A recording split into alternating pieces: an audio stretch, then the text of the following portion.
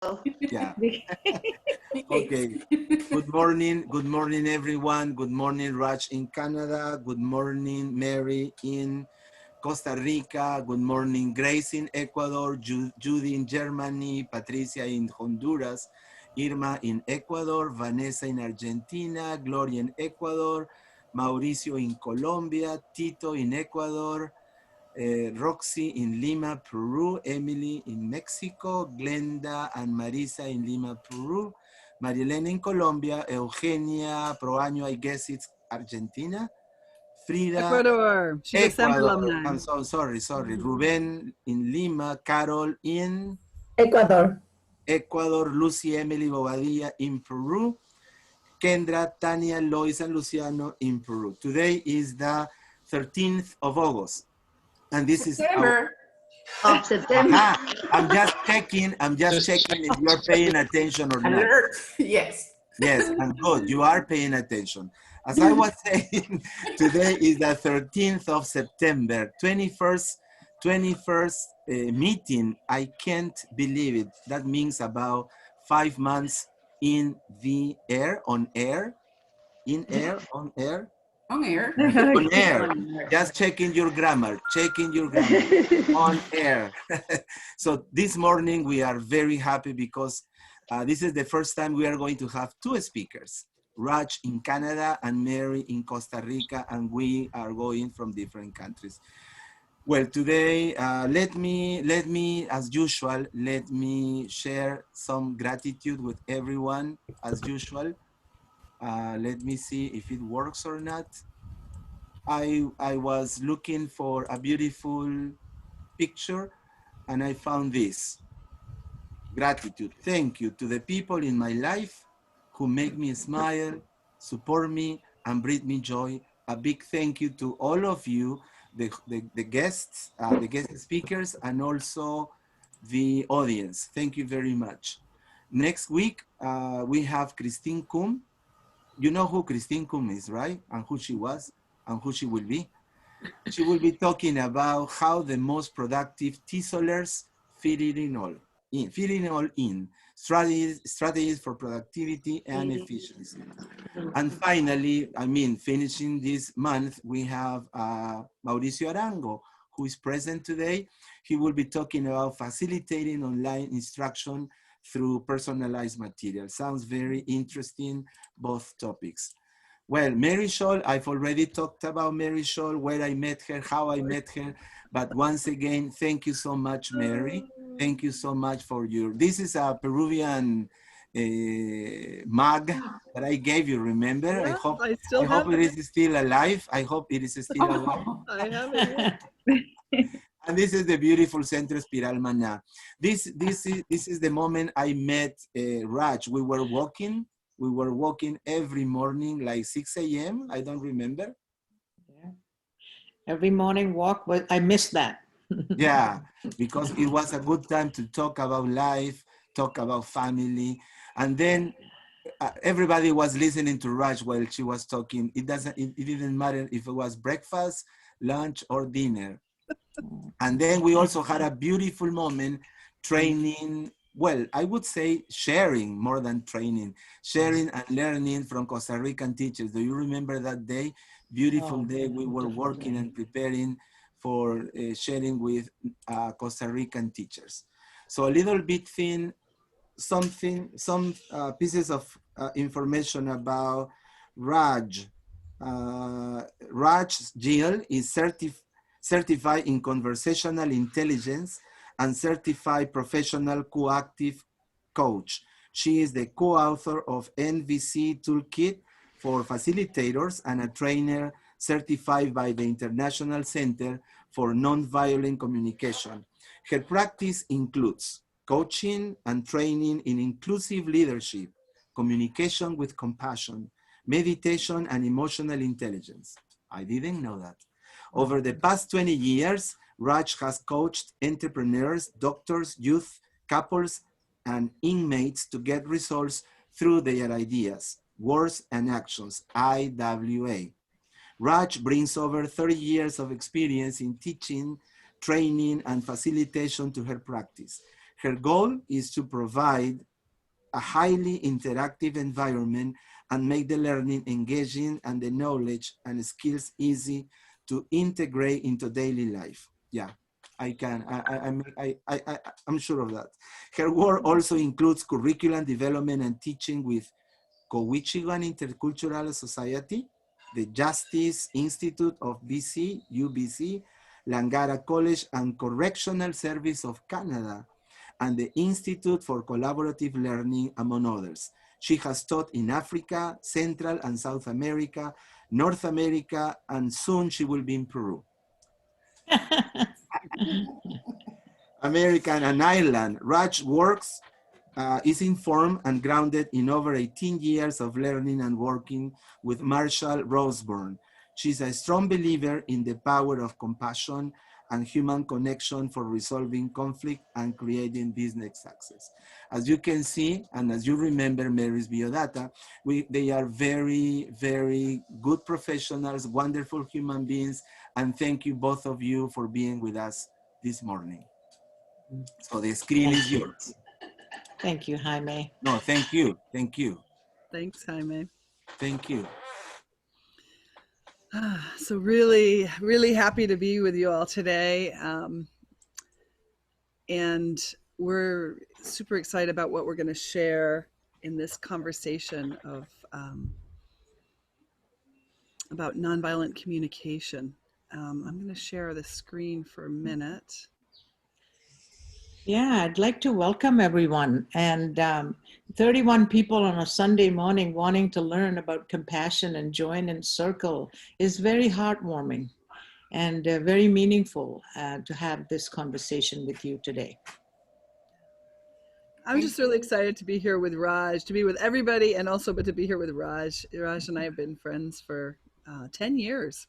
Mm-hmm. And I've also been a student of hers for 10 years. I've learned a lot from Raj and from the work of nonviolent communication. I think my life has been changed and enhanced so much. And Raj has this very special way of helping me and helping us learn about it. And so the title that we chose for today is Love and Compassion Are Necessities, Not Luxuries. And thinking about how do we live them in our daily lives, personally and professionally. So that is what our topic is for today. Raj, do you want to say anything before we move on to the... Well, I think, you know, as you're putting up the title, Mary, I'm remembering how easy it is to be loving and kind when everything is working out well. It's when the stress increases and there's tension and lots of things are happening around us, how to hold that compassionate space, not just for others, but for ourselves as well. And that's what we'll be looking at, is what are some of the practices we can do? Yeah. Great, thanks. So the first thing we would like to invite everybody to do is to just breathe together for a minute. So if you could sit in a way that's comfortable, where you feel comfortable and strong. And let's just take a few intentional breaths.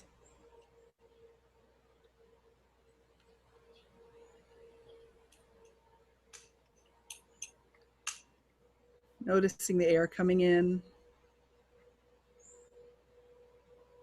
Noticing the air going out.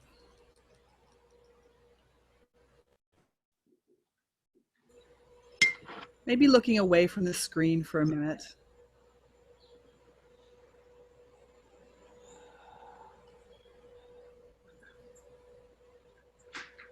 Noticing what's happening in your chest or your belly with your breathing.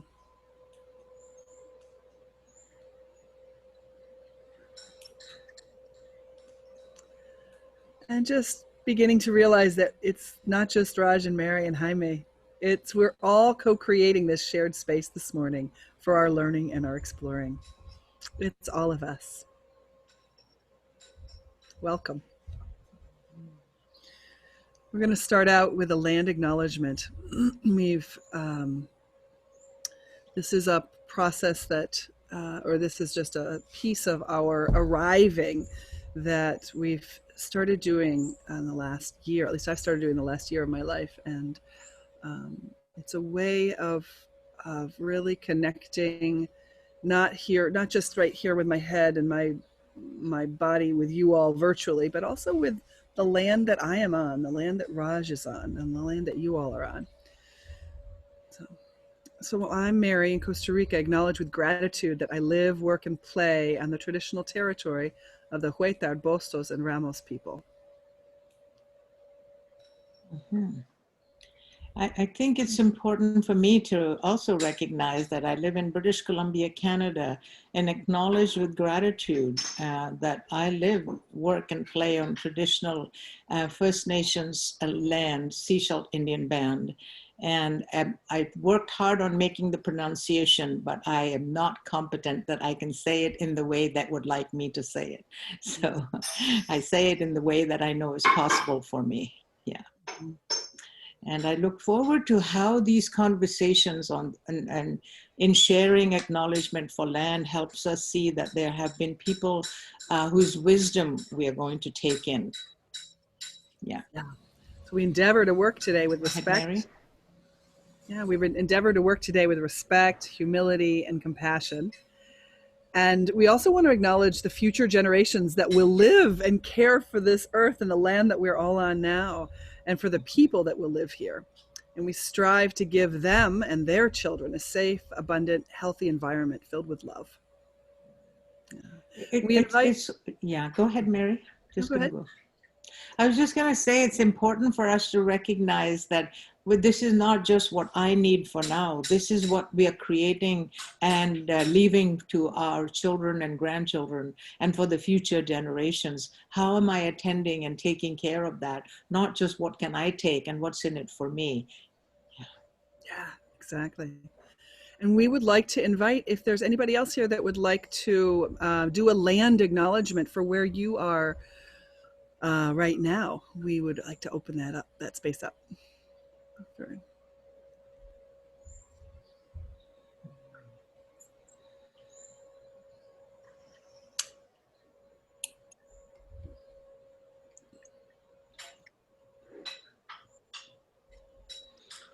Okay. Yeah, it's a fairly new practice. It's a new practice, right? And if someone's interested in figuring out how to create a land or people acknowledgement, there's a few websites that are in. It's a slide, you can look at it later on for sure. So thank you for that. We also just want to mention, Mary, before we leave, that we will be sharing the PowerPoint presentation with you so that you'll have all of this information about something that goes by so quickly. You'll have access to it for review later. Yeah. Thank you so much, Raj and Mary. Irma wants to say something. Yeah, it took me I have to be honest, it took me by surprise when you presented the fact that we can be grateful not only for our lives, for our family now and for the future, but also to acknowledge and be thankful and show gratitude to the piece of land that we're living in. So it took me for a while to digest the information and the fact that you were asking about. And I was trying to think about it. It's like, why should I be grateful in the piece of land that I'm living right now? And that also took me, back in the years of saying, yeah, I mean, here in Guayaquil, we used to have the Huancavilcas, native people. They were the ones that confronted the Spanish conquistadors in the first time, and then all the evolution. So maybe I must be grateful for, even though those were very hard times, but we did have native people who defended the cultural and everything that was at those years, at that time, living, existed, and we still have some kind of heritage from them. So thank you for making me think about it. Irma, I'm appreciating your reflection is when we think about, we want to care about human beings and we want to care about each other. We want to care about the kids we teach, or students we teach, or people we're with. And how about the environment, which sustains us, which gives us the energy and life. Yeah. Yeah. Great. So, thank you. Thank you, Irma. And I just want to also acknowledge it is it's a new practice for me. I've been doing it maybe for a few months now, and it is maybe it is a little shocking at the beginning to think about it, and then I start to look around. I look at this land that I'm on, which is so beautiful, and I feel more connected, and I feel actually more grounded because I spent a little bit of time connecting with that. It's a beautiful way to start a session for sure. The other place we want to acknowledge before we dive into the topic comes up, and I want to share these two metaphors for it because it's about acknowledging people. And we're also starting to start our sessions acknowledging not only the land and the people there, but also the people that have been our teachers. And so this beautiful quote from John of Salisbury, that we're like dwarfs sitting on the shoulders of giants. We see more and things are more distant than they were, not because of our sight is better, but because we're taller than they are, but because they've raised us up. We're here today because we're on the shoulders of other peoples, people who have taught us, people who have studied these concepts, people who have lived these concepts and struggled and thought that and shared their wisdom with us. So in a sense, they're also like our roots. So the roots of the work that we're doing today, and Raj and I wanted to share some of the people that are in our roots. And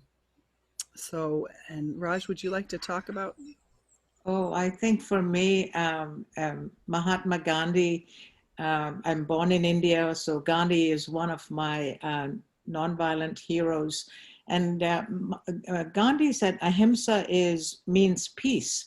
And peace, not just in my environment, but in my thoughts, in my words, in my actions.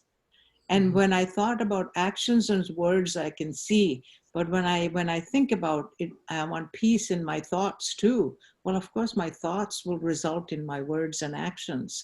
So that really helps me become aware. And then move to Martin Luther King, and then also to Marshall Rosenberg. Those are my three that I really would like to highlight, and there are others, but those are the three that I really believe have helped me become more conscious of the impact of speech and actions. Great, thanks so much. And I want to mention this fellow here, Thich Nhat Hanh. He's a Vietnamese Buddhist monk, and I've been learning from him for probably 30 years. And his wisdom is simple to read and to think about, but then putting it into action has been a lifelong practice for me, a lifelong learning. And along the same lines, this is Pema Chodron, is a Buddhist nun who also shares a lot of wisdom that has, especially now in the time of this pandemic, she has a lot of wisdom and practices that really help people find peace within the chaos and challenges and that. And the other person I'm going to just mention, there's a few other people here too, but I want to share Mercedes Sosa.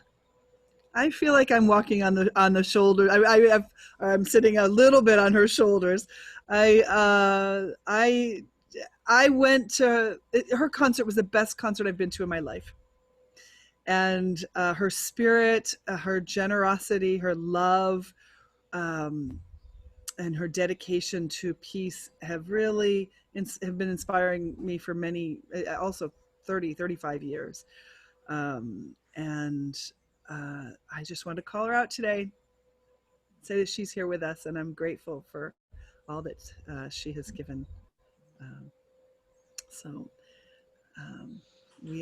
These are people in our roots, and they're also the people that we're on their shoulders today. I'm just wondering if we want to pause for a comment or take a question. Sure. Or yes, this is the first time I hear people in our roots and people. What was the other sentence? On whose shoulders we're standing. We're on their shoulders. Yeah, that's true. Mm-hmm. Yeah. That's true, because there are people who help us to grow, and people who help us to see beyond and in the horizon, as over there where the sky and the ocean get together, just as Gustavo was talking about last Sunday. I love that. People in our roots Yeah. and people we are on their shoulders. Wow. Well, I think this inspires us to lift people up, isn't it? Are we Yeah. lifting people up or are we putting them down? You know, Yeah. this is what it is. Are we building people up? Are we building ourselves up, or do we put ourselves down and so on? Thanks, Jaime, to make that point about what Gustavo also mentioned last Sunday. Thank you. Thank you. Was there a comment or a question? I wasn't sure. Please raise your hand or just put something in the chat if there is a question. Well, mine was a comment, and I was surprised. Oops. Anybody else who wants to say something? Yeah, Roxana. I think that this is something I'm going to copy from you guys to make my own tree in which I will have the people in my roots and the people I'm sitting on the shoulders to continue like a chain. No, like, I think this is something that it should grow around us, and all of us could start doing this. It will be something very, very nice. I appreciate this is the very first time also I see something like this and really, really love it. Thank you very much for this sharing. You're welcome. So glad. You're welcome. Yeah.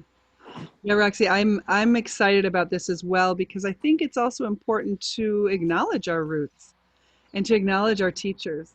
And sometimes I get the sense that people are trying to invent something new or create something new and be sort of seen for doing something new, and that's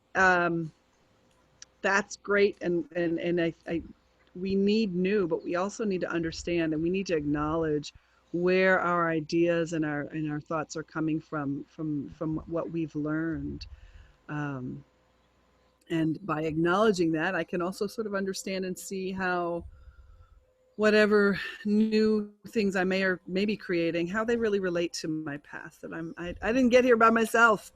I am here because of so many other people.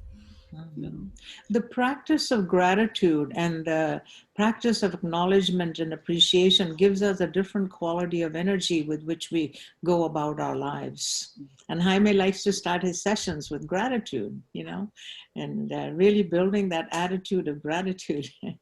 And it's part of my life, because with so many problems, so many people dying, so many people losing their jobs, so many people without a place where to live. When I go out to buy something and I see Venezuelan families in the street with 2 or 3 children begging, and I say, wow, we are so blessed and lucky not to be them.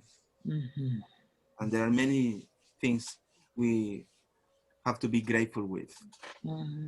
And that gratitude inspires compassion in us for other human beings, for other things, our environment, all of those things. That inspires the compassion. What I was thinking is that doing this exercise does not help us only to recognize where we come from, where we are now, or where we may be in the future. But I was thinking in the students, and one of the activities for the class, now that we're dealing with so many feelings and emotions at the same time, not all of them positive ones, because most of our students are dealing with death right there in front of their eyes. And we also are dealing with that, families, friends, relatives, friends of a friend, whatever. I think it's a good way to help the students put the people that are part of their most important community, maybe family, depending on the level of the students. It's a good way to put in a graphic what somebody may be thinking or feeling, and at the same time, you know, help them deal with emotions, talk about the people that they are missing, or talk about the people that they still have. So I think it's a great activity. I actually think that in Jaime, when you're talking about dealing with the death, I think that by recognizing the people in my roots or the people whose shoulders I'm standing on, it also gives the person who's passed on a very constructive role in my life right now, which helps me handle the loss. Right? So. Go ahead, Roxy. Yes, I wanted to complement to all what have been said is that this will make us more humble, less selfish, and it's not just me who did it. There's a lot of people behind. And also I would like to include in this group of people, probably at least one or two, people who make me obstacles, because I learn from the wrong things. I take the best from the bad things, you know? And sometimes an obstacle or a door that closes, sometimes it's a way to make me look to the better place or a better path. And I appreciate this because it made me think a lot of things, and it's the brainstorming. So I'm going to make my tree, but also I'm going to put some fruit. In which is going to make me the person I am now. Thank you very much for this. Who you have become and are becoming. Exactly. Yeah. Thank you. Thanks, Roxy. Yeah, it's the first time for me that I saw that, and also I heard about those terms, but I think it's really helpful for us, you know, because at the end, I think that each of us are interconnected with every single person in a single way. So I think in this way you put it into into maybe a paper or something, what you are thinking, and it's not only what you're thinking, but you are doing something with that. So thank you for that. I appreciate you mentioning the word interconnected.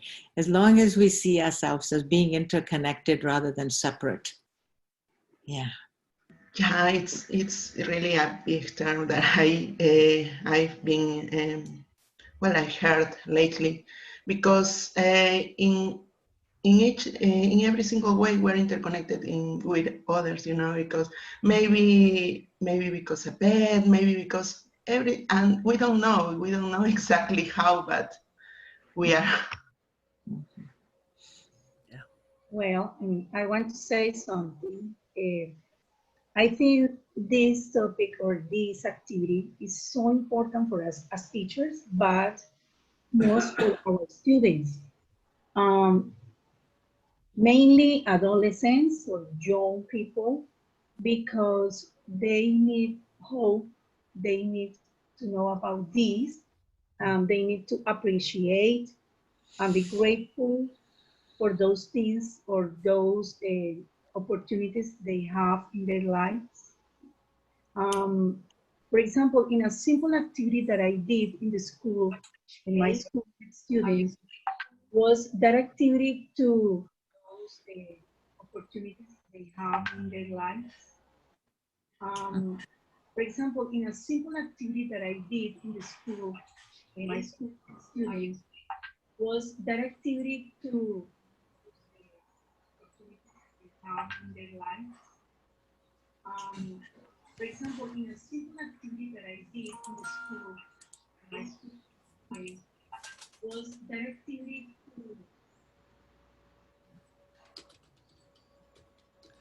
I'm having a hard time hearing, Malena. I think Yes. We lost the audio. Okay. Now you're back. No. You're back. Yeah, okay, thank you. Yes, so it's important for them to discover this in their families, you know, because they don't know that. How my grandfather or my grandmother, for example, contribute to this that I am now, no? Or to my father, to my mother, because usually they feel alone sometimes. They feel that something is receiving just now in the present. They usually don't think in the past. You know, sometimes it's not important for them, the past. They only want to live the present, and sometimes they don't want to think about the future. So I think this kind of activities and this kind of exercise with the student, it's very important for them to give them hope and to discover these kind of values in their lives. Thank you for this. Yeah, I think if we could sort of really make the point that what we do affects others, what others do affects us. So how do we conscious of what words I use, what actions I use, even when not talking to somebody and they're expecting you to say something and not talking, call it silent treatment, even that, to be mindful of how that affects others. Shall we move on, Mary? Sure. So we wanted to, actually, Raj, do you want to do this slide? Yeah, so, whenever I'm working or we want to work in spaces, particularly the virtual spaces, it's important that we look at how do we create an environment that really inspires people to use their authentic voice. If I have to speak in a certain way to be accepted, that's not the real me. What supports you to speak or write and chat your authentic voice? Please share in chat, or just let's share a couple of thoughts. So you could write in the chat, or you could unmute and mic. I'll just start off with one. What supports me is non-judgmental. If I am sharing a perspective, that it not immediately be judged. One of the things that supports me is when I feel curious and I know that people around me are genuinely curious. That really helps me say what I'm thinking about. Yeah, I also like that when you say genuinely curious, because authentically and really I don't know what you're saying, or I want to learn, so I need to be genuine. Yeah, definitely. Yeah, thanks, Jaime.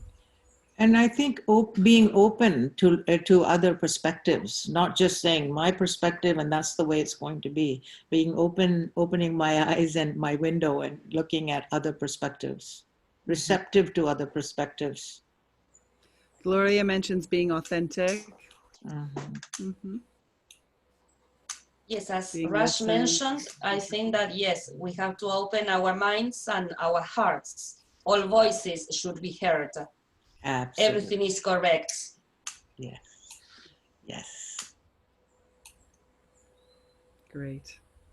And I think the other thing is if someone is saying something and I'm becoming reactive, for me to notice my reactivity and self-regulate, and saying, do I really want to say this? So that takes some responsibility in not whether I'm going to say it or not, it's how I'm going to say it.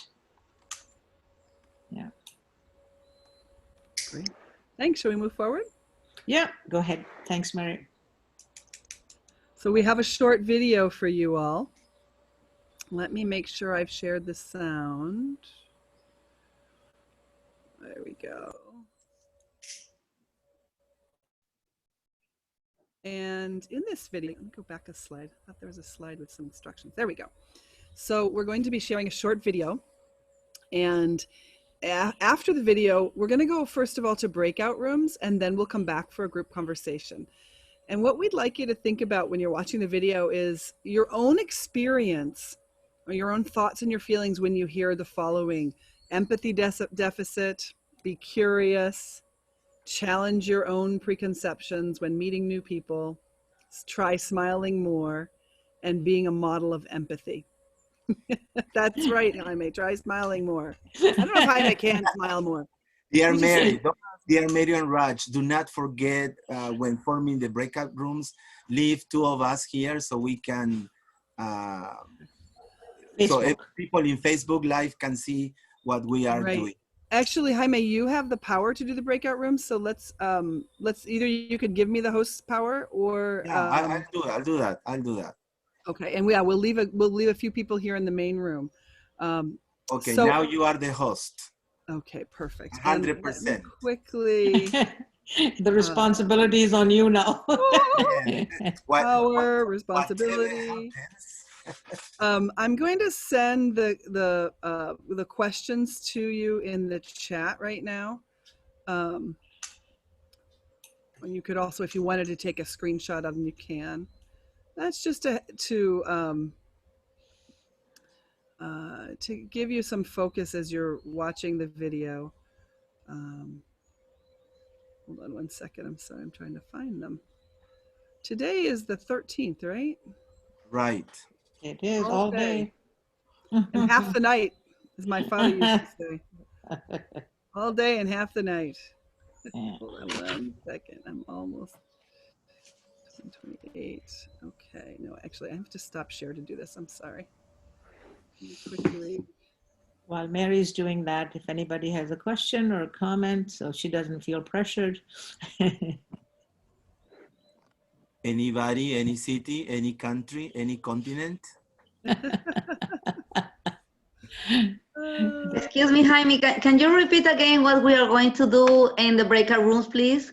Because yes. I was taking notes, but number 4 and number 5 I don't have. Number 1, no problem. Mary will explain again.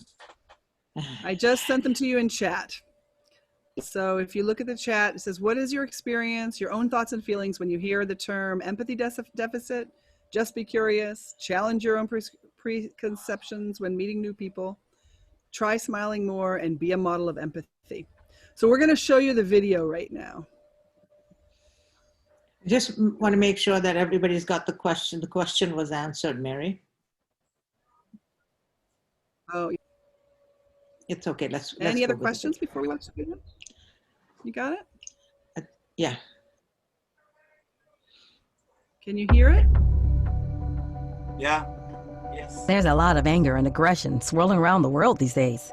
Whether it's in politics, race, religion, people tend to build walls to block out anyone they disagree with. Then they lob grenades over those walls, hoping the other side will either give in or go away. But that never solves anything. We should be tearing down these divides to enable conversations that lead to greater understanding, compromise, and real progress. Somehow, we must come to understand that no one perspective is the perspective. When we strive to see through the eyes of others, especially those we disagree with, we drive out hatred and bring in compassion. This is referred to as empathy, and it's something our world is sorely lacking. This empathy deficit doesn't bode well for our collective health and well-being, because a world without empathy breeds feelings of isolation, depression, and resentment, which only increases conflict. So, what can we do? Well, maybe we can't change the world, but we can change how we see the world. Here are a few things to try. 1. Just be curious. It might be hard at first, but try talking with people outside your usual circles so you can encounter perspectives different from your own. 2. When you do approach new people, challenge any preconceptions you may have by searching for things you have in common, rather than only identifying with what divides you. Behind every label is a person. 3. Simply try smiling more. You'll find it to be contagious, and it can even make you appear more approachable, leading to more socialization and feelings of connectedness. 4. Most importantly, pass it on. Model empathy by helping kids to be more considerate of other people's thoughts and feelings. Compassion breeds compassion.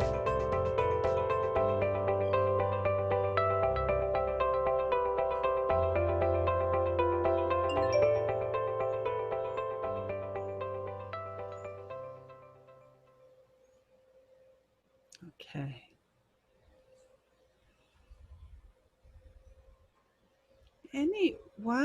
I'm almost ready with the breakout rooms. Any initial comments just before we're ready to go?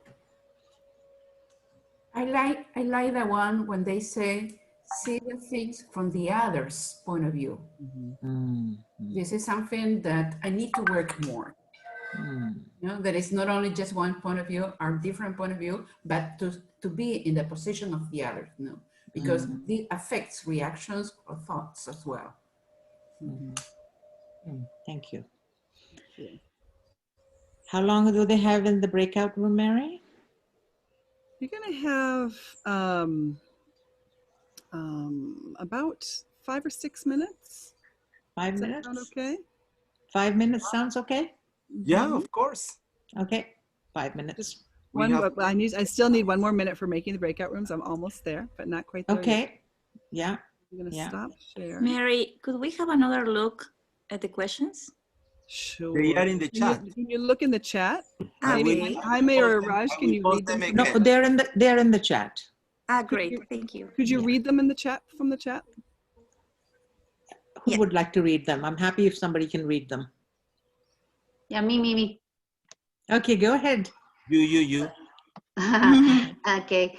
What is your experience, your own thoughts and feelings when you hear the term empathy deficit? Just be curious.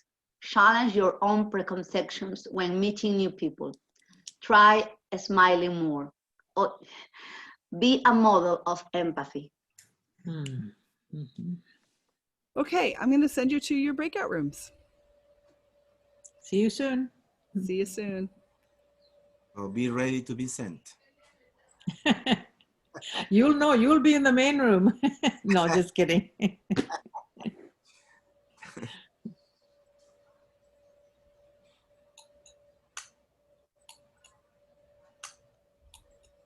Hello, Araceli in Mexico. So the people that are still here, you all are going to do breakout room here so that we can talk, and that the people that are with us on Facebook will also have the experience of the conversation. I hope that's okay. And hello, Araceli. Nice to see you. Welcome. So the question really is, what was your experience when you heard the term empathy deficit? Well, actually, this is the first time I hear that word, empathy deficit. And it makes me think that we have all types of deficit. Love deficit, passion deficit. And it's good because it makes us think that there are some things that, very important things, that we are forgetting, that we don't pay attention to. I don't know about the others. Gabriela, Irma, Christy, Eugenia, Araceli, Lina. Well, the deficit, I think it is important to have a different perspective, in the sense that, yes, you're lacking about it, but it's not impossible to improve it or to get it. So empathy deficit for me is like not having enough of that.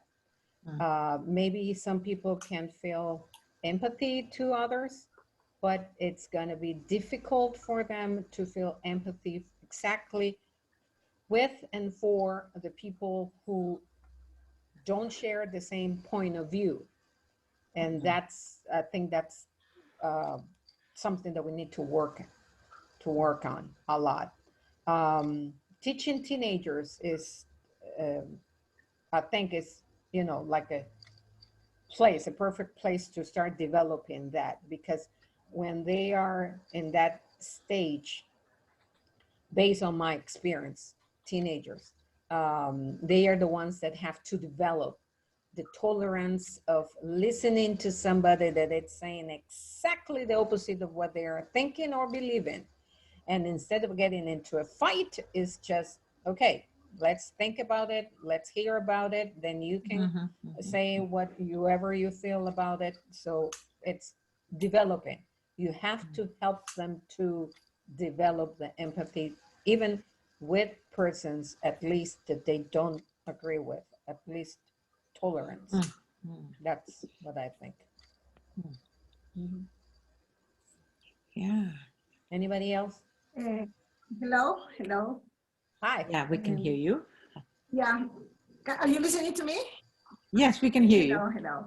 Well, when I see the word deficit, the word deficit of empathy, sometimes I try to empathize with the person who doesn't feel anything, because maybe he or she doesn't have the experience that we are going through.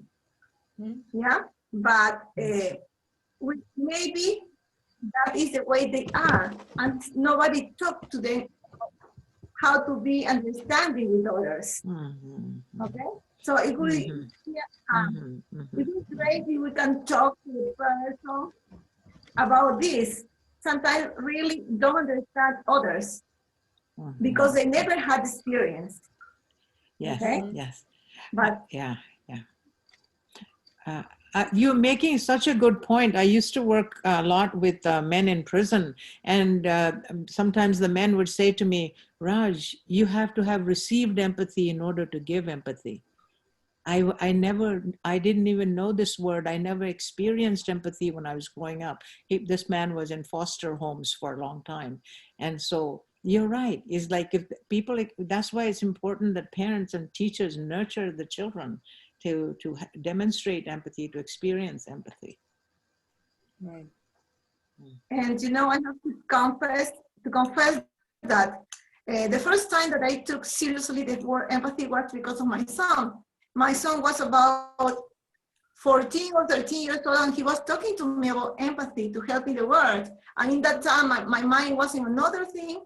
I didn't care about it. I didn't pay the attention maybe he needed at that moment. And then he keep on doing that, and then I could understand what he meant. And now even though I'm not having the same feeling of the other person, I try to support the other person with my words. I understand. Okay, thank you.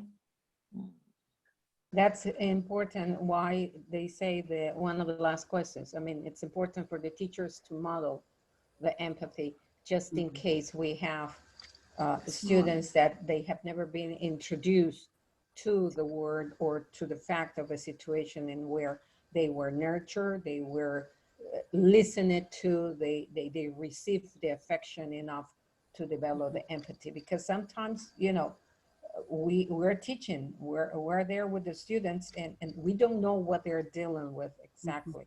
So we turn into the model.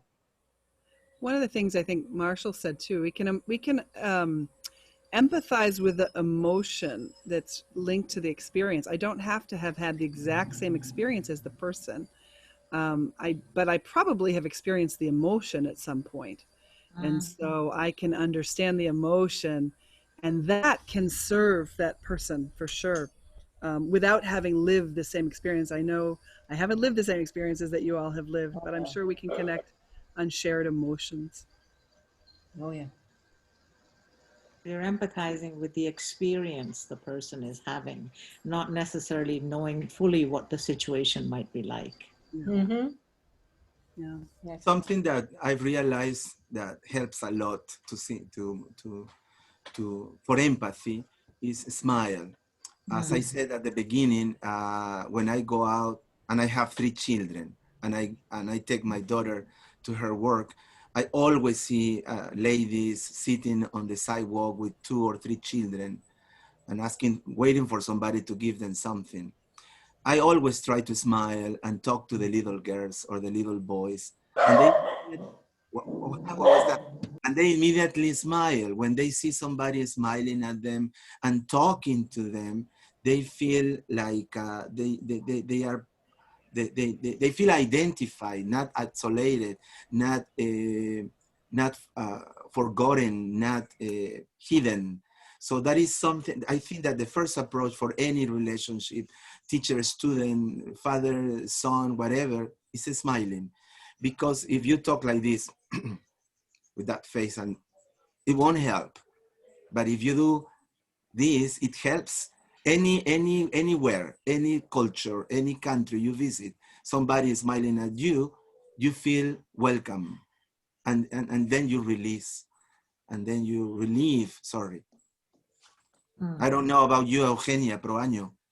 Oh my goodness. First of all, I want to say hello to my dear friend Mary and my beloved Raj, that I remember you with such love, such care, such affection for you. And I want to say hello to the rest of the participants here. I am very interested in what you're saying. You are saying wonderful things and I am learning from you.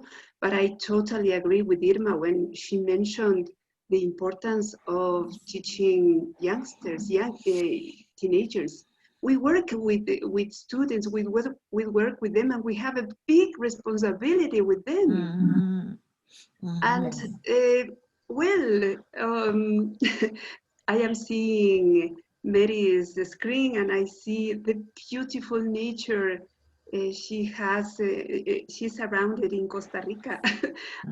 Once I was there and I remember this, it is so beautiful to see that. But I keep this thought, and what Raj, what Mary, what Gabriela has said, the responsibility that we have as adult people to care this with the students.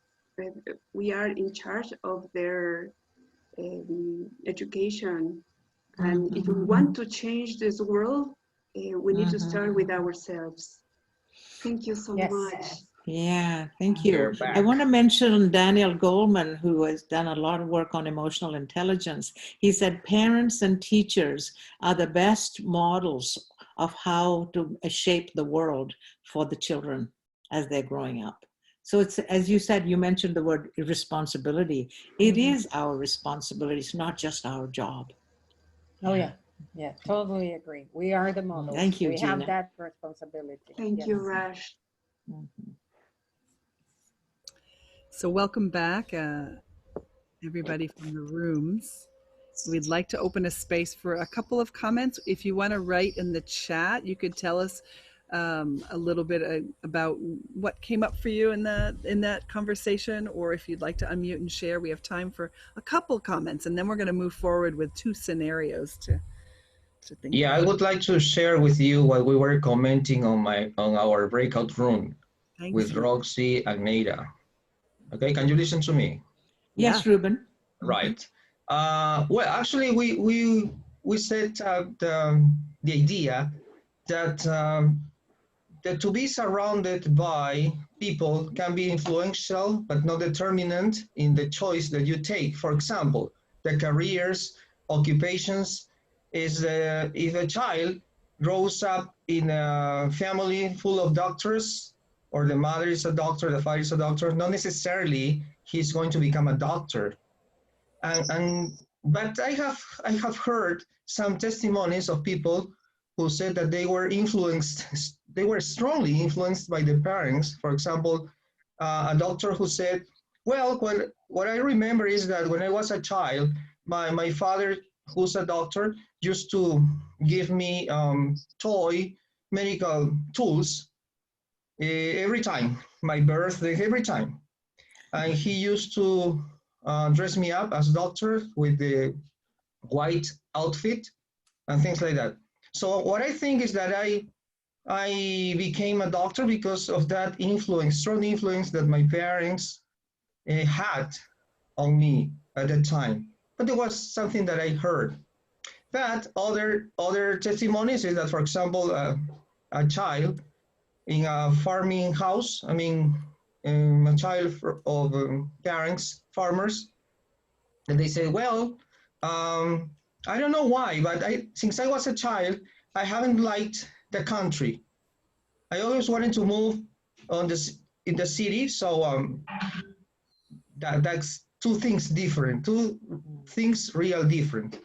So that's what I say. Might be influential, but not determinant. That is what we get on our breakout room.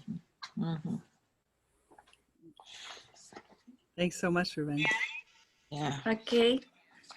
I would like to share something. I don't know, can I? That's okay. Yes? Go. All right. Yes, in my group I was working with Emily and with also with Tito from Ecuador, and we were like agreeing that maybe empathy also begins with ourselves, because sometimes it's very easy, yes, like to punish ourselves and to find things that are wrong and say that, yes, I did this, and we have to start being empathic with ourselves, because then if we pass this on to, I mean, our families, our children, our students, then we're gonna make a change, yes? And I am very thankful that we are discussing this, because normally we don't have a space to talk about these things. And you talk about like a webinar for this, for that, but we never discuss this. And until we don't acknowledge or know what we are talking about and what it means, then we cannot make a change. Yes, and sometimes it's like maybe we know it by default because we have, I mean, because of our context, our family and friends, and we somehow know what we are like doing, but we didn't have like a label or a name and didn't understand how this worked. We cannot make any changes. So we have to be aware and beginning with ourselves. That's it. Thanks. Yeah, I think what you're bringing up is that it's important that I have empathy and compassion for me, hold myself with care, as well as, and then there's more to give to other people. Yeah. Just very quickly on a piece of paper, write down the name of 3 important people in your life, and then we'll move on. Write down 3 important people in your life. Just a small comment, dear Glenda. That's why when Mary was presenting, I asked you to write in your bucket list to visit Centro Espiral. Espiral Maná, because that's the place where many blessed teachers started to hear those words about compassion. And then I remember the last day after 2 weeks when we had to return to our countries, we asked Raj and Mary, and what are we going to do now when we go back to our houses, our cities, our countries, where nobody knows anything about this? And being completely strangers. And that's the way we felt, and that's the way we feel when we start talking about these topics to people and they say, what on earth are you talking about? So yes, please write it in your bucket list and please go to and also it's been lovely. It's like she's like, I mean, what she speaks, what she says is like, it's like what I believe in. Yes, what I've been like kind of doing. It's like I feel so identified with what they are saying and what Mary always speaks. I haven't. Thank you. Let me just finish this one activity with the 3 important people. Everybody wrote somebody's name. If you wrote your own name on that list, please raise your hand. There are some people that wrote their own name. So make yourself an important person in your life. Let me hear from at least one person who wrote their own name. What is that experience? Usually we put other people that we care about, but forget to put ourselves on that list. Make yourself an important person. I'd like to say something. Yes. Can I? Yes, please. Okay. I think, well, maybe, well, everybody knows, well, I think that there is a moment that changes someone's life, that it is when you become a mom. Okay, so then one of the moments, because there are a lot, I think. But there is, in this moment, so then things change and you start to realize maybe even more, because you could do it before, but you could realize even more that it is important to work on yourself, and to take care of yourself, because it's like you are the source, you're going to be the source of this, the model that you will give, the empathy that you will try to offer to people, because as we teachers know, we have to model by example. So then I think everything starts with you. I am a truly believer of that, right? If you work on yourself and you try to feel fine and it works, so then it is a good way to pass it on, and it is a good way also to feel it, right? To give. So then that is why I put my name in the list. I think that's important to acknowledge, okay, the importance we have and the impact we can have in other people's lives.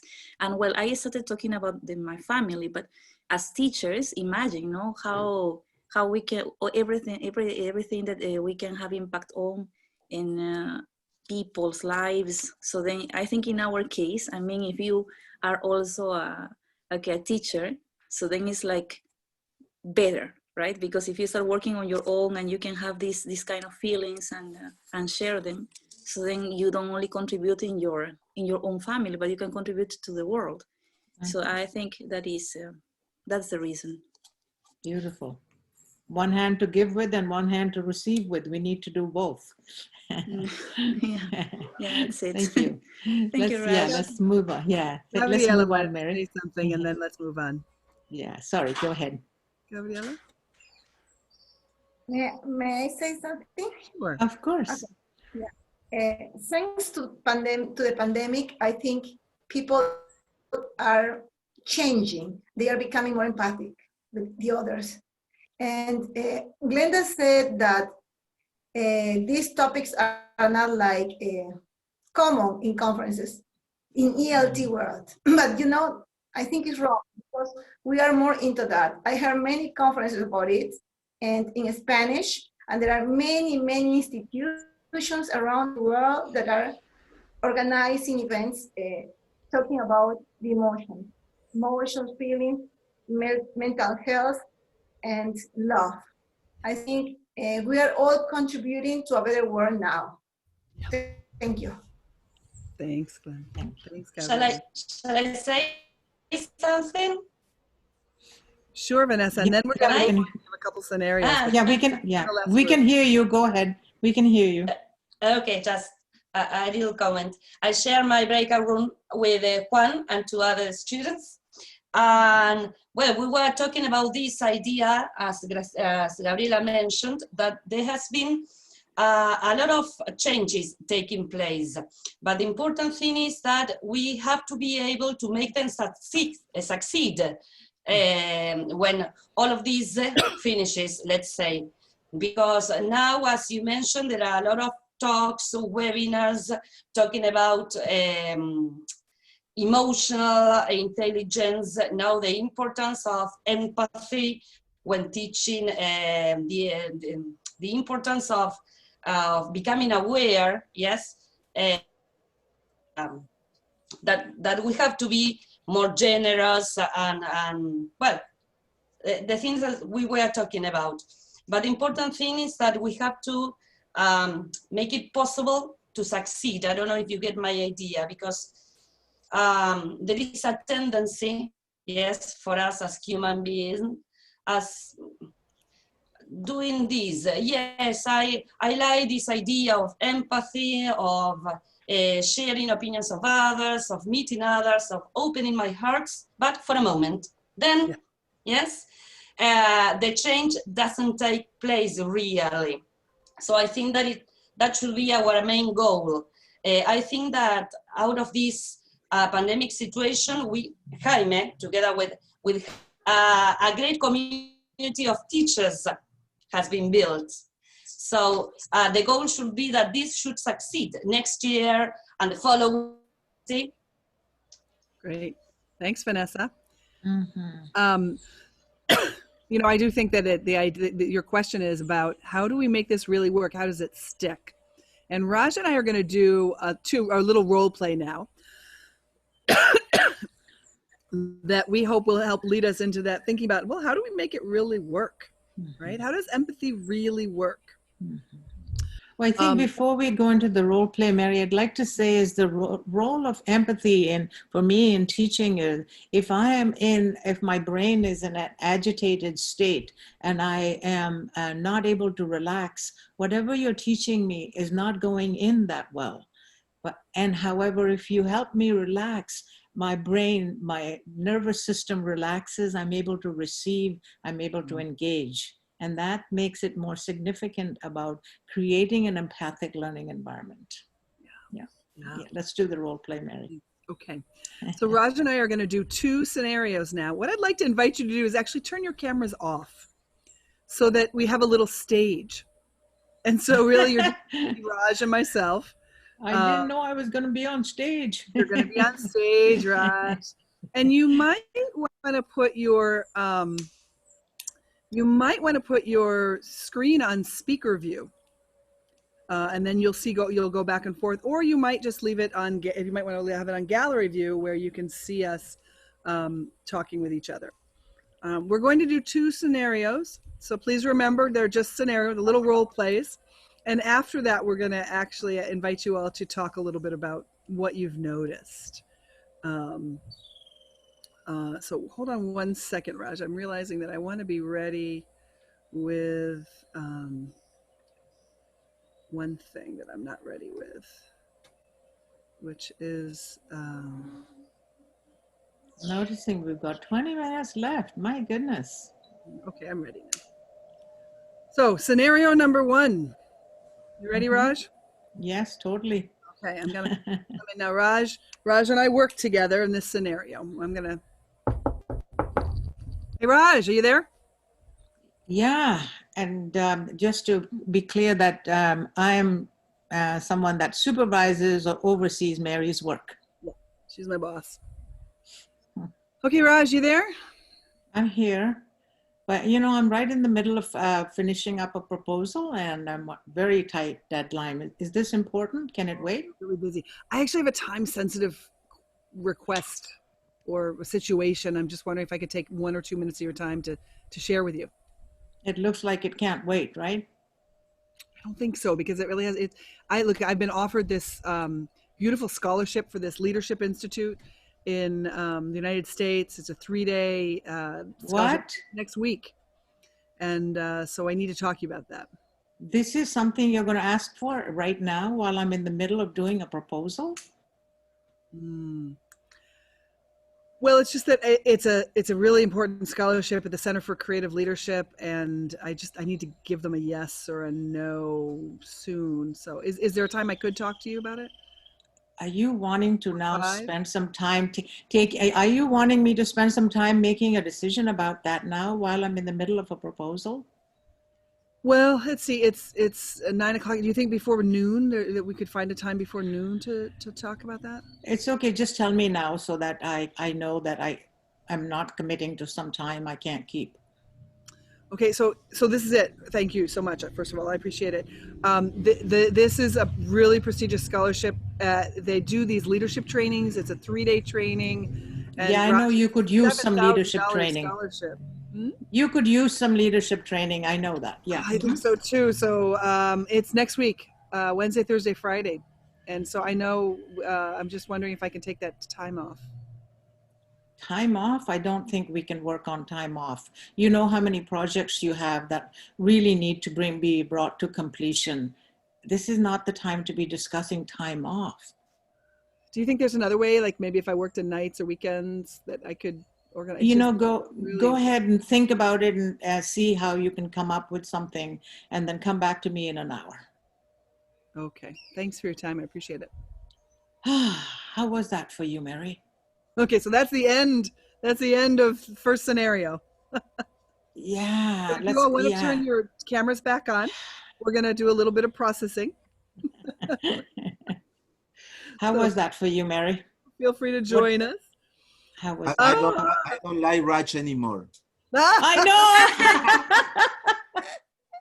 know. That's what normally people say to me, Raj, you never play that role. She was in a rush. Yes, a rushing Raj. I was stressed. I felt like I was swimming upstream and I couldn't breathe. Yeah, it was hard. It must be very hard for both of you, because I cannot picture in real life you, Raj, especially doing that thing. Those reactions and those answers. But sometimes those are realistic reactions in some environments. Yeah. Unfortunately, in some environments those are real reactions. You know, so let's just run off to stage 2, Mary, and then see if they can come back to me and in the way that they're used to seeing me. Right. Okay. So again, if you turn your cameras off so we can create a little stage here, that would be wonderful. Please, everyone, switch on your cameras. Gloria, Jaime, Frida. Okay, let's do it, Mary. Okay. Great. So take 2, scenario 2. Hey, Raj, you there? Yeah, sounds like it's urgent. Something important? Oh, yeah. Listen, I have a time-sensitive request for you. And there's a little bit of noise in the background. Sorry about that. I've been invited to take a scholarship for a leadership course. I'm wondering do you have time I could talk to you about it? I've got to tell them yes or no by noon today. Well, I'm also working on a timeline to submit a proposal. So let's keep it short so that I can hear what's really needs to be attended to right now. Okay, great. So there's this place called the Center for Creative Leadership and in North Carolina, and they do these amazing leadership trainings. I really feel like I need to work on the skills that they're offering. And they've given me next week they have a 3-day session, and they've given me a full scholarship. It's like a $7,000 scholarship. What a gift they're giving you. Wow. Yeah, yeah. It'll benefit us in you developing these skills. Mm-hmm. Yeah, I mean, remember the last review, you told me there were a few things that I really felt like I needed, that you needed me to work on. I think this is a good match for me to get. Sounds like you've been looking for programs that would align with that. Mm-hmm. Yeah, I have. Mary, and yeah, I'm noticing we've got a lot of things that we need to attend to. So what is it that's needed right now? Well, I need to have, it's next Wednesday, Thursday, Friday. It goes from like 8 in the morning to 3 in the afternoon. So if I could have my schedule clear for those days, I know there's a lot of work to do. I know we have a few deadlines coming up. What I was thinking is maybe I could work in the afternoons and evenings or on the weekend. I could get I could work this weekend and get some stuff done ahead of time. But it would let me move my work around a little bit, and then I could have that time free. I could take the course, but I'm not sure. I appreciate what you're saying. You're wanting to be accountable for the things that you have said you would do, and you will create a proposal for me to look at about how those tasks will be attended to. Yeah. If you can come back to me with that kind of proposal, I'd be willing to look at what you're doing, what you can have for your time off, and what we can do for the department so that we can keep the tasks on track. Is that something that's doable for you? That's totally doable. Thanks so much. I'll get it to you within the hour. And then I'm happy for you, and I share your excitement. It'll be something that will benefit us as a organization, as a department. Great. Thank you. Thank you so much, Raj, and thanks for your time. I know you're so busy. Yeah. Let's do this. Let's debrief the round 2. How was that for you, Mary? I like you, Raj, again. Oh, I feel better. Yeah. And so do I. And so do I. You're a good actress, Raj. Yeah. That was more like you. It was very hard for me in the first scenario. You know, I know. Is to even to put on that hat of that role. You can imagine the intensity that people feel when they're in that position, because what that individual who speaks in that manner is quite stressed themselves. Mm-hmm. And that's why that practice of self-empathy, that practice of deregulating, self-regulating becomes important no matter what position you're in. Because the impact I have on other people, we can't just say, you know, we have to be aware of the impact we're creating. Mm-hmm. Yeah. Probably one of the, go ahead. Probably one of the first steps that we need to take in order to develop that is to think for a minute, okay, somebody's coming with an idea, with a project, with a proposal, with a situation. Not only thinking, how can I help this person, but also like in the example or the 2 scenarios that you presented, what's the benefit for the institution? Because this was not only for the person who just won the scholarship, but was also a benefit for the institution. And in that way, if you help that person, it's a win-win situation, because absolutely everybody gets a benefit. Win-win is in the language of compassion. For me, win-win is focusing on what I need and what you need. And if I put WON there, it says what organization needs. Right. Okay. So we really want to look at, how am I contributing to my own well-being? How am I contributing to your well-being? And how does this support my organization or my institution that I work at? When we're holding both people's needs equally, then we create strategies to see how both people's needs can get met. Yeah. So one of the things we wanted to think about, what are potential empathy blockers, right? What are some of the ways, like some common responses that interrupt? So in that first scenario, there were things that we both were doing that were keeping us from understanding each other's needs, right?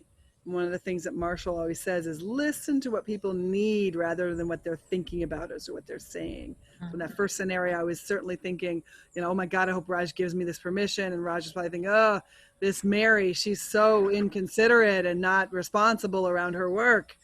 right? But if we go to the second scenario and think about what was it that we really were needing.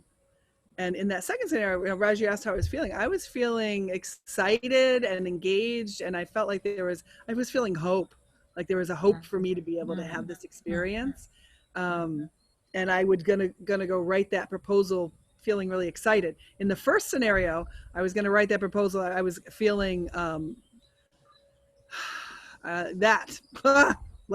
you know, like I'm gonna write the proposal, but I don't know what she's gonna say, and she's got all the power, and I don't have anything. And so that difference in those two scenarios was so profound in me. The impact is huge, isn't it, on how we speak, how we interact. Because you didn't get the answer, but the impact was already there. Right. Yeah. So even if I'd gotten the answer in the first scenario, even if I've gotten a yes answer, I wouldn't have felt so good. I mean, I would have been excited for me, but I would still have a distance from Raj that I'm like, ugh. Yeah. So we really didn't connect. In the second one, I felt very connected to Raj. And well, I think the big thing with particularly supervisors, administrators, managers, the big thing is, it's not that when somebody comes and asks me, I give them permission and say, okay, I'll take back what I assigned to you, and it's my responsibility to finish that now. So you have to make sure there's partnership in saying, if I've assigned this to you, you don't reverse delegate it back to me saying, I'll be away 3 days. Okay, you get it done. That's not the way things should and really need to work. We want to be working in partnership with each other. Yeah. Thank you, Mary. Thank you. And I'm glad I'm glad people think I'm okay now. Thank you, Raj, for taking that role. Oh my God, always a hard one for me. There were many angry faces in I know, I could see. That's why I said to Mary, turn the cameras off. I don't want to see the angry faces. And they were asking me, is that the real Raj Jaime? And I say, no, he's just playing a role. And they say, okay. So what are some of the things we do when somebody is speaking to us? And they're sometimes very, oh, don't cry, everything will be okay. Be positive. Let me tell you how you can get yourself out of these situations. What are some of the things you do sometimes? Well-intentioned, but they disconnect the person from where they are. Give advice sometimes when advice is not what they're looking for. Yeah. Let's share some of the things you do when somebody's sharing something and you interrupt not interrupt, but somebody's telling you a story and then you say, oh yeah, I did this, and you say, oh, I did it bigger. Yeah. Who's sharing in the chat? I think Christine, did you want to share something? I saw you unmute. Yes, but hello everybody. I would like to say, I would like to say that in scenario 2, I liked something that I usually apply with the principal of my schools. When I take a situation, I also take the solution to the problem. So, and I saw that Mary was ready to offer what she was able to do in case she got the permission. And it is something that I really love to suggest to my partners. When you have something, a situation or something, take the solution in your hands too. That's what I wanted to share. I love it, because when I was a supervisor, I would say, I'm not just wanting the problems, I'm also wanting possible solutions. So the staff would know that's, go with the situation and go with some options. Then we can look at what are the options. Not, I believe that the supervisor has to solve them all the time. Yeah, beautiful. Okay. Shall we move on, Mary? Sure. Let's see. Okay, this is a good one. Take it away, Mary. I've done a lot of talking. Okay. It's you anyway. It's you anyway. It's me. They'll see. So one of the most impactful paradigms for me has been this idea that whenever anything happens, I always have 4 options, 4 different ways that I can respond to whatever it is that happens. And this comes out of the work of Marshall Rosenberg with nonviolent communication. And these are the first 2 options. What do you see in option 1 here? What do you think's happening with our model?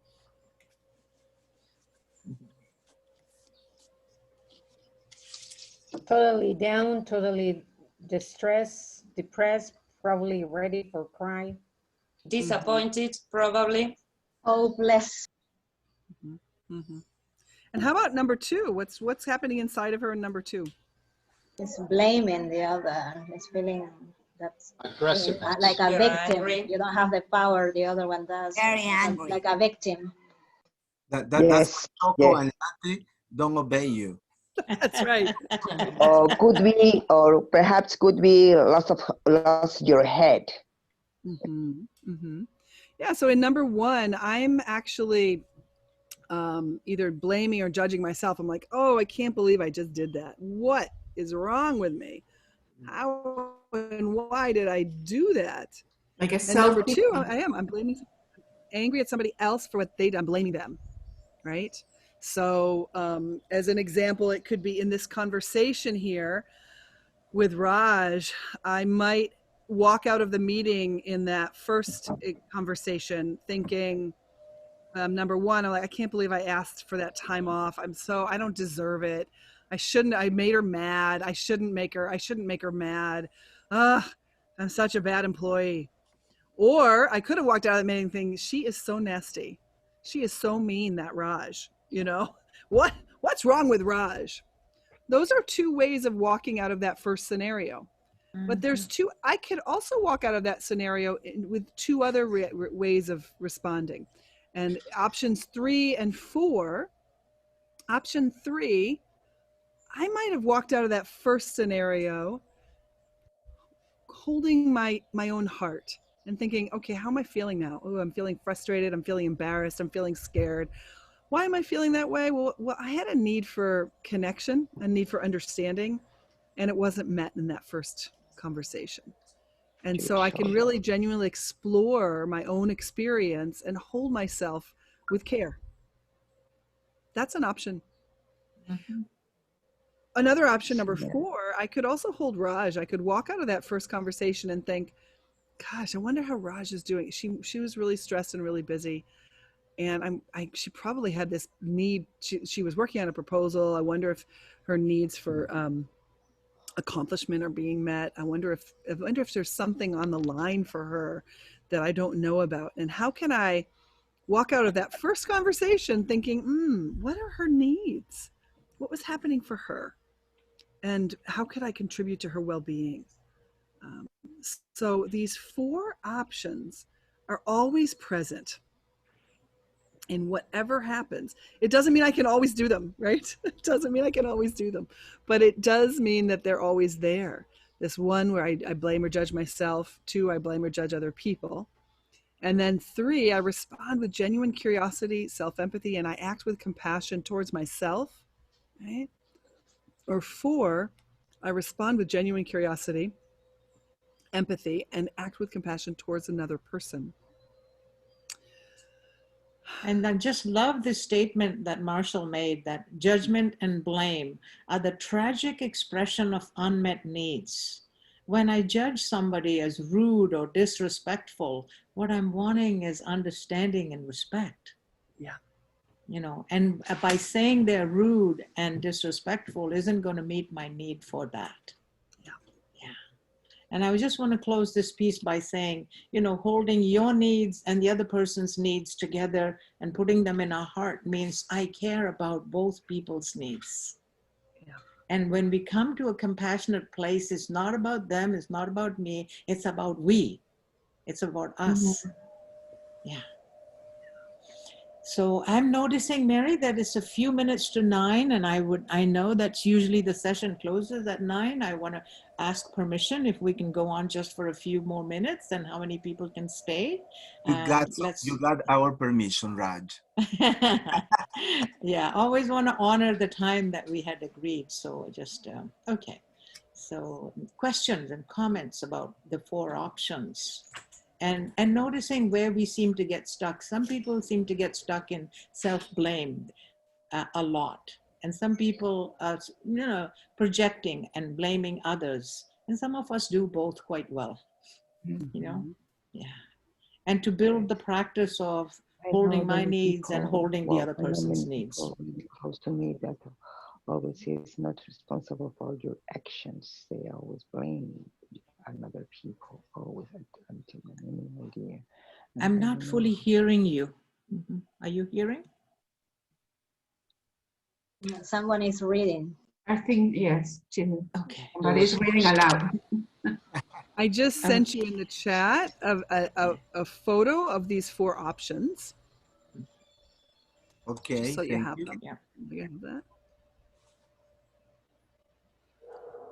Is there anybody that would like to comment now? I would like to comment about these 4 options. It is important to make ourselves like an analysis, which of these options is the one that I am more into.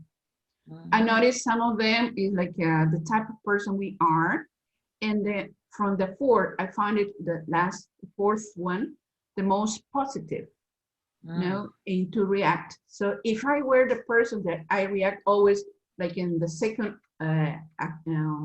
response, I will have to work on myself to try to be the 4th one. It's very important to analyze ourselves, how we are, to accept it. But I said that there is a way to be better and to work on that. So that I will think that this is a good way of analyze ourselves, to see how do we frequently react, and to try to guide ourselves, to work on ourselves. Say, okay, if I'm going to blame myself, but do it temporarily, and then do something else, and don't stay on that stage. No, blaming others is to excuse ourselves. Responding with genuine curiosity, empathy, holding my heart. Okay, perfect. That's accepting all the situations, but as Rach said, it's we. It's not you, it's not me, right? But it's we. So that is the way in number 4 in which we are going to be working together and blending the reaction. Okay, so thank you for this. Yeah, I appreciate you saying that 1 and 2 are habitual patterns that we have, but to recognize which of the patterns I do and get stuck in those patterns, and how can I notice them quicker and faster, that I'm in self-judgment, I'm blaming the other. And that's where the mindfulness practice or self-awareness comes in, about whoops, I'm stuck in my inward reaction. This is not going to build connection. So then we can switch. And we need to have the awareness. So that the 3 levels is awareness, acknowledgement, and action. When I become aware, I acknowledge it and say, whoops, and how can I act in a different way? Yeah. What do we want to do next, Mary? Well, there's 2 things. There's a question from Lucy that says, what happened if you show compassion, but people don't want to accept and always show negativity? Yeah, I think sometimes I've experienced this where people are wanting empathy, they're wanting understanding, but it's very difficult for them to see where they are, that there are other options, and how to stay in empathy with them rather than the person's too negative, I don't think they will change. Well, something has happened in their lives that they are caught up in that loop that life seems so difficult, it's hopeless, and they may be in that negative, and some of us want to get away from that energy of negativity. There isn't a right or wrong answer, because how do we hold space for people who are in constant pain? Right. Right. I would like to say something. Yes, please. Well, first, Raj and Mary, thank you for this opportunity. I think we need more of this.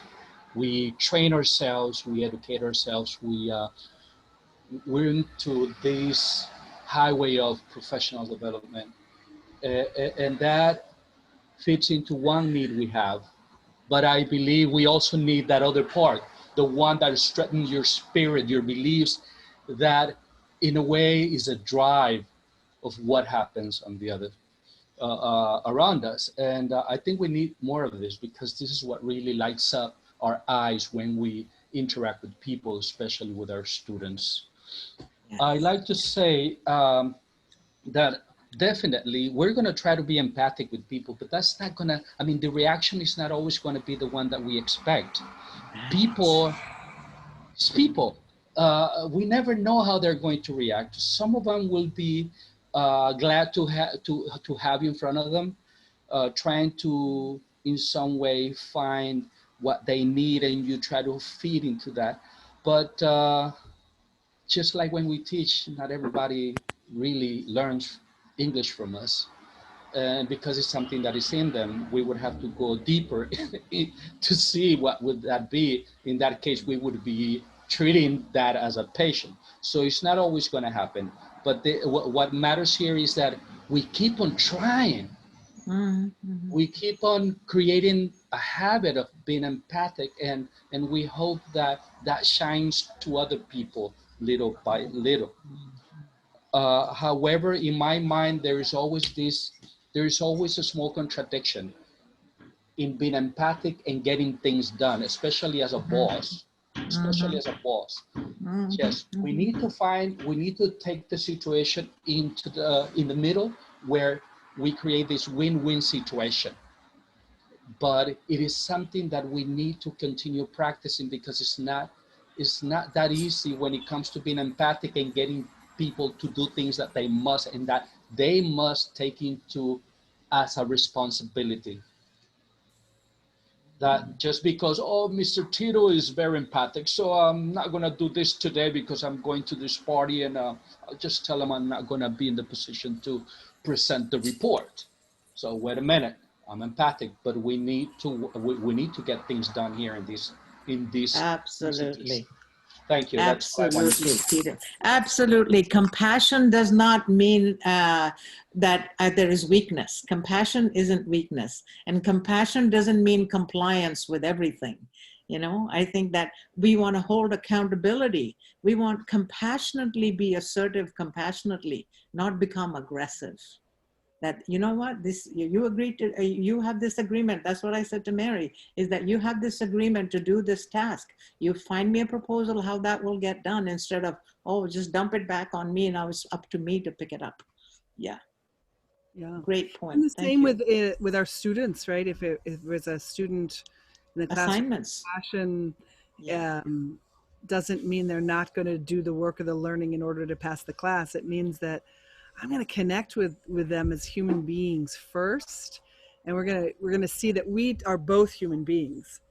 And then we're going to go into the work expectations, and if we haven't met it, then we'll work with that after we've connected as human beings.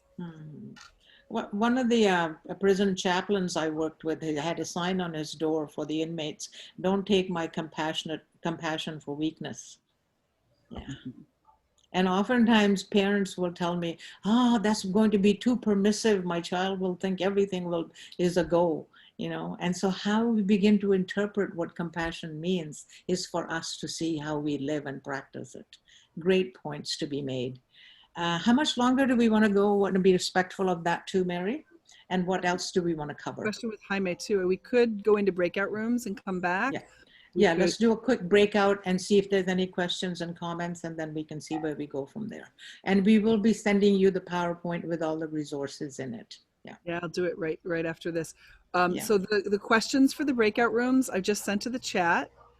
What is your experience or your own thought? Oops, nope. What are your thoughts on the 4 options? That's what we want to ask you. Choose a situation which you found yourself in options 1 and 2. Can you imagine stepping into options 3 and 4? That's all we're asking you today is, can you imagine it? Yeah. All right. So we're going to go to breakout rooms for a few minutes. And again, some people will be staying here. And I think just a second, Mary, but can you imagine it? And what would it give you if you were able to step in 3 and 4? Yeah, sure. And thanks, Vanessa. Thanks for joining us. We understand if you need to leave, not a problem. Okay. So, okay. Let's do a 5-minute. 5 minutes. Great. Let's see.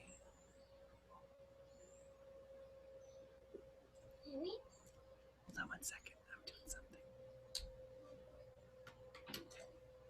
Yvonne, good to see you. Yeah, same.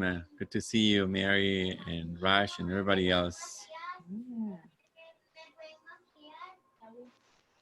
I posted the questions in Facebook. Okay, who would like to share about the 4 options? Well, as I said before, and I told Glenda and everyone else before going to Costa Rica and having the great and wonderful chance of studying there and living there and suffering there, and going through different experiences in only 2 weeks, I learned to go through the 4 options.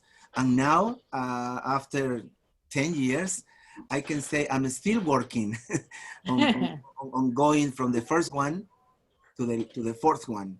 I guess it's a process. And sometimes depending on our physical state, emotional state, there are times when we just go to option number 1, but then we realize and try to move forward. So that is life, I guess, that working on channeling our emotions, our feelings, depending how we feel, where we are, who we are with, who we are talking to. So that is the beautiful thing about life.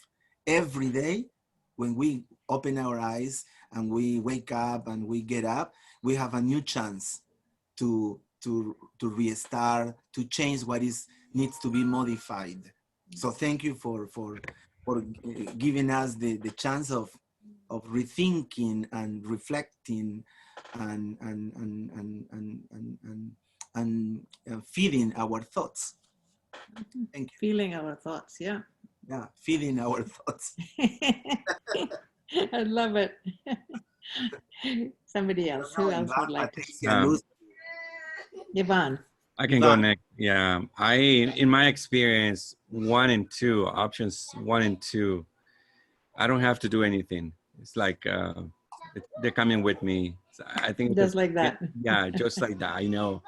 I blame on me or blame on somebody else. I think it's just, and then going back, I think it has to do with my family, the system, you know, school, community, leaders, the church. I think that's the way I've been observing things work. So 1 and 2. So I've been working on 3 and 4, and I've been thinking on what if I teach my kids and students or share this idea on working on 3 and 4 now. So 1 and 2 is not like automatic, because for me, 1 and 2 is automatic. So what if I make or try to make 3 and 4 automatic? So that would be beautiful. That would be beautiful because for me, it's been hard.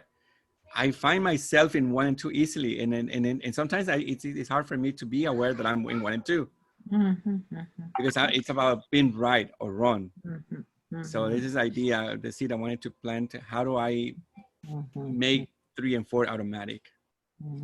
Grace, you were nodding. Is that resonating with you, Grace? Did you want to say something? You were nodding.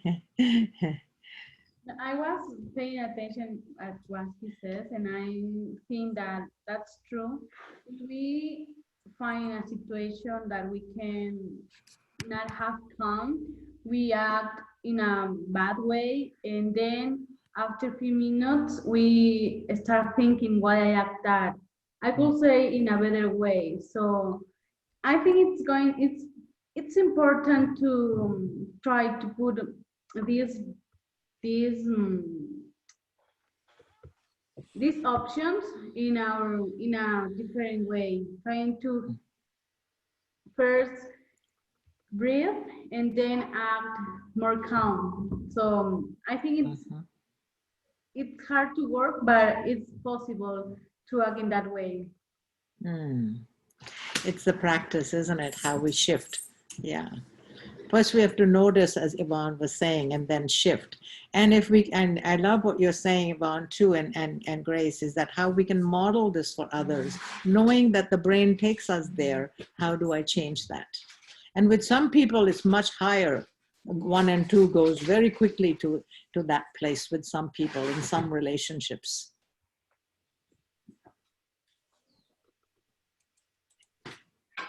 Anybody else? Patricia, were you going to say something? Yeah? Yes, go ahead.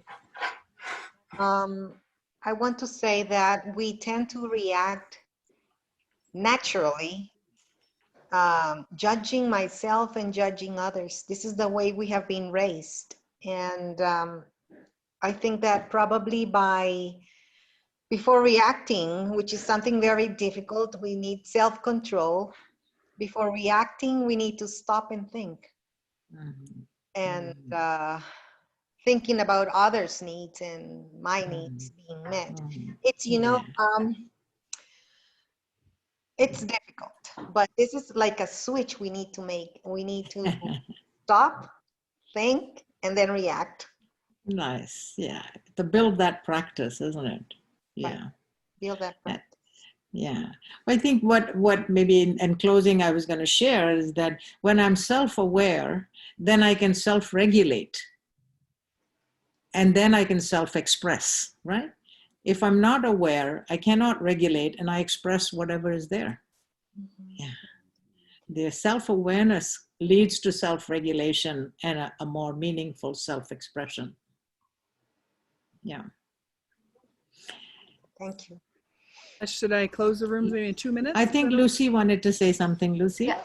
Always that I am going to have on my heart that word, self-aware.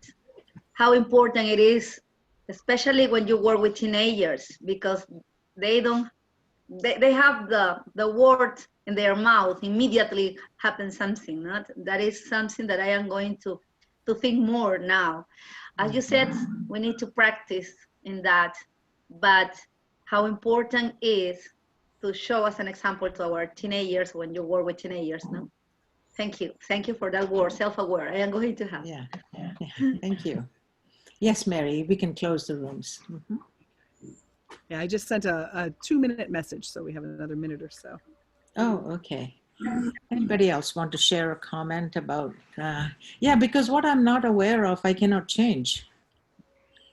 And what I'm not willing to acknowledge that that this needs to change, it's not going to happen. It's not me, it's them. It's my job, it's the circumstances. If I don't acknowledge it, there's no willingness to change it.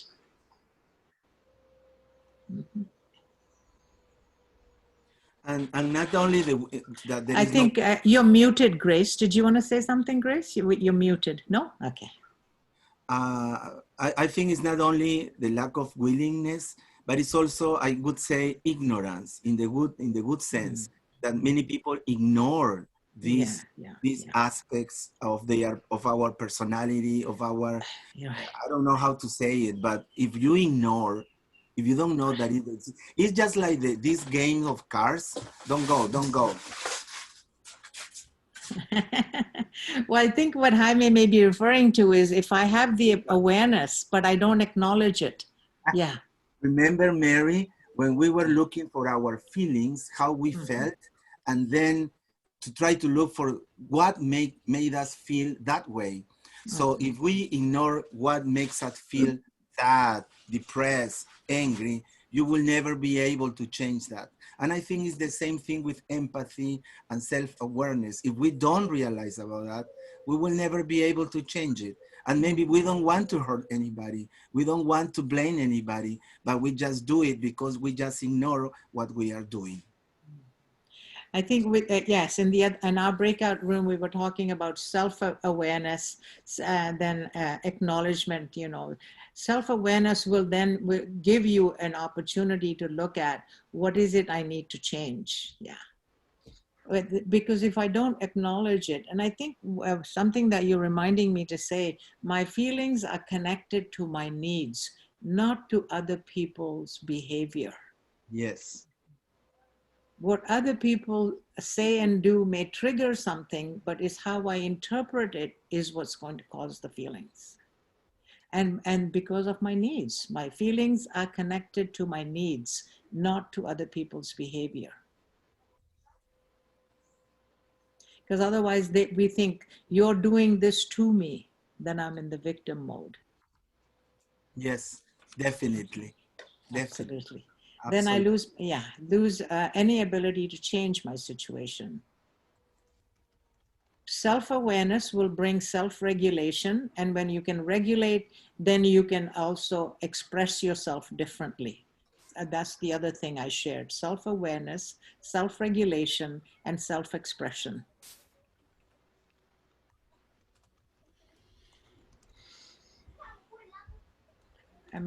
Mary, are we wanting to see what was our takeaways from this session? Or Absolutely. Welcome back to everybody. I also want to let you know that I sent the PDF of our slides to the chat, if you'd like that, and a couple of handouts.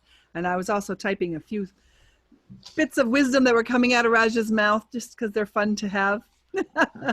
So we're curious about any closing comments, questions. How were the breakout rooms? What came up for you? We'll have a closing circle of voices here. We call this, in our group share, we call that a circle of voices, and we're imagining us sitting in a circle together. Now we have a virtual circle on us. Sharing our voices, creating space for all voices. Yeah. Okay, final minutes for the people who haven't spoken yet and would like to say something, please.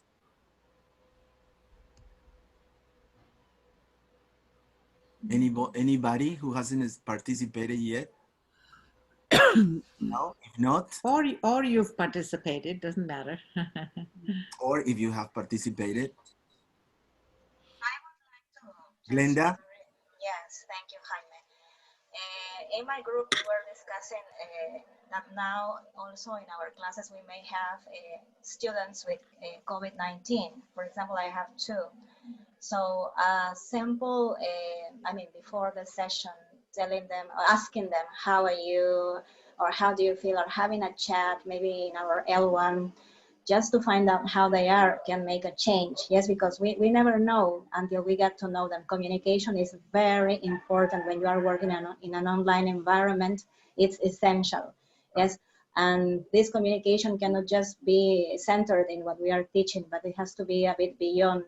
Yes, if we can to give them some support. Yes, and I think that when they join our sessions, when they are in our classes, it's not just the language that we teach. We have we influence. We can't imagine. Maybe we don't see it until I don't know, someone tells us, yes, you helped me when when you did this. So we also move them in a way and raise the self-awareness that sometimes is not easy to I don't know, to work in another space. Yes, and I don't know, thank you.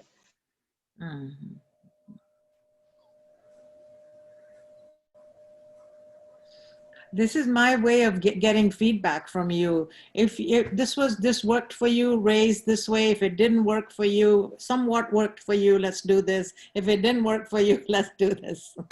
So please give me some indication of how this was for you. Sweet.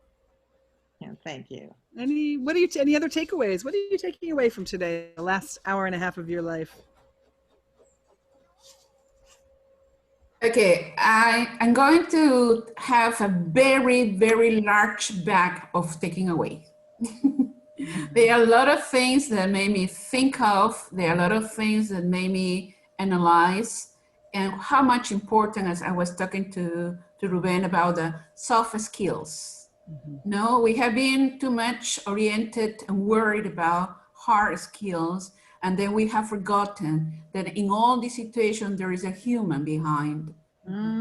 Also that human feelings, okay, it doesn't matter the place we are from, it doesn't matter the city we are in now, we are humans and we have feelings and we are being affected by many, many things.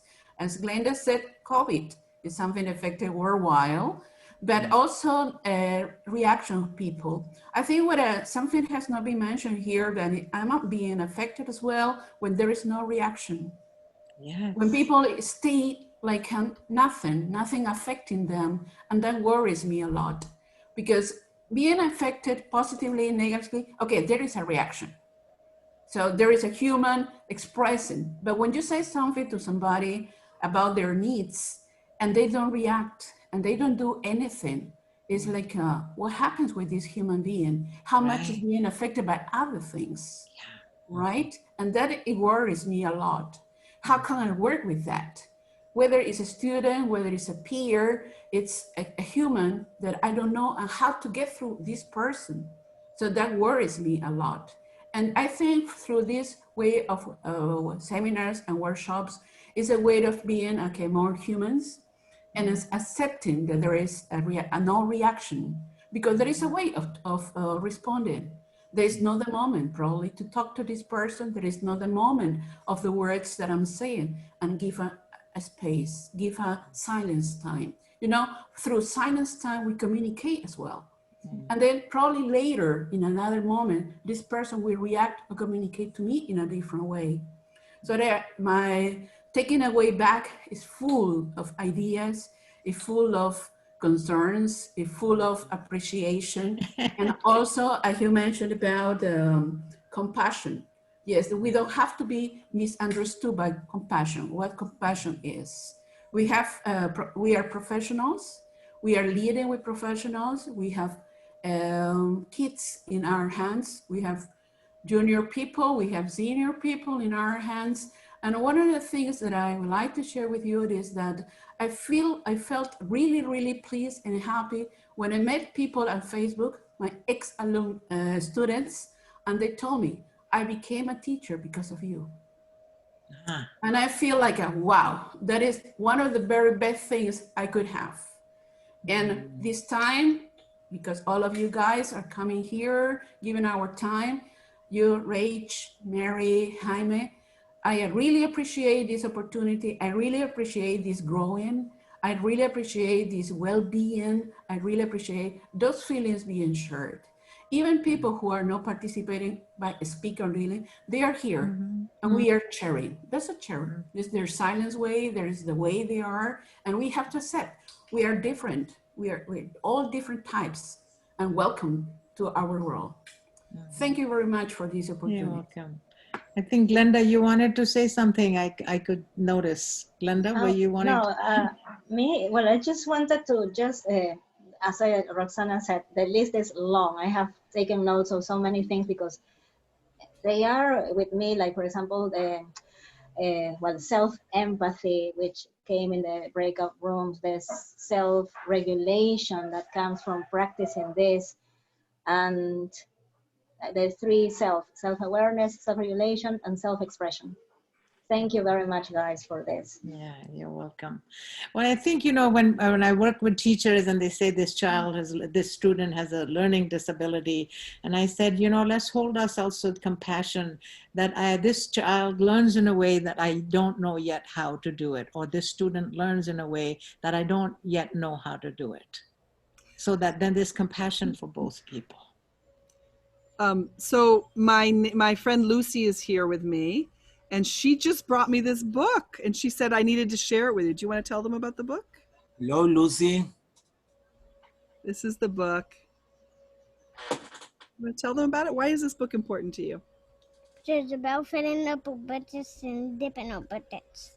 It's about filling buckets and dipping things out of buckets. And the idea, if you haven't seen this book, it's a great book. Have you filled a bucket today? It's about teaching kids about the idea is we all have our own buckets, and inside a bucket is what's most precious to us. And they're invisible buckets. Every person carries them around. And how do I fill a bucket, Lucy? How do I fill your bucket? Being nice. And what happens if I take something out of your bucket? How do I do that? How do I empty your bucket? By being mean. Yeah. So I love it. She's been listening to the conversation. She's been with us here. She's been drawing on the other side of the table, and she went and chose this. She says, "You got to share this book, Mary." Didn't you?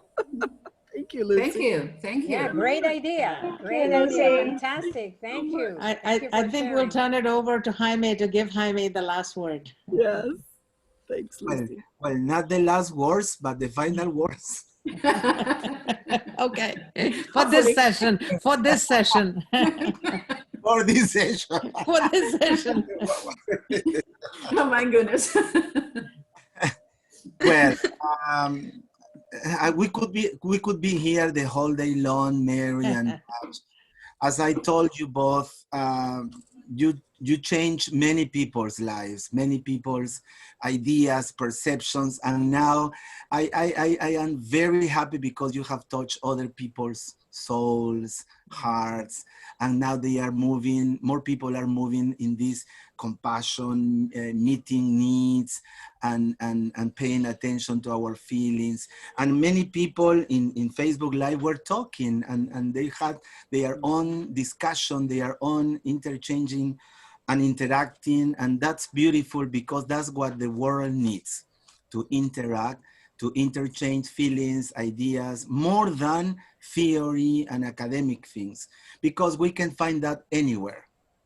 You just open a book, download a book, watch something in YouTube, and you get it. But this feeling that